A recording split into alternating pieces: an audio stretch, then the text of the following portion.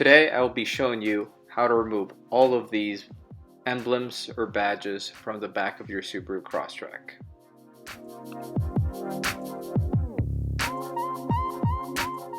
Some tools you're going to need are a heat gun, Goo Gone, water, a Pry Tool, a sponge, wax, and a microfiber towel. Start by rinsing off any loose dirt from the back of the car. Then heat up the badges with the heat gun to soften the adhesive holding them to the trunk surface. Gently pry off the emblems with the plastic pry tool, being careful not to leave any marks or scratches on the surface. Lightly heat the adhesive to soften it, then roll your thumb from one side to the other to peel it off the surface. There will be residual adhesive left over, so spray Goo Gone over the areas and work the residue off with your fingernails.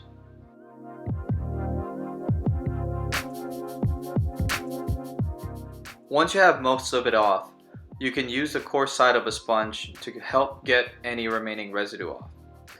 Rinse the surface area with water and wipe it down with a towel.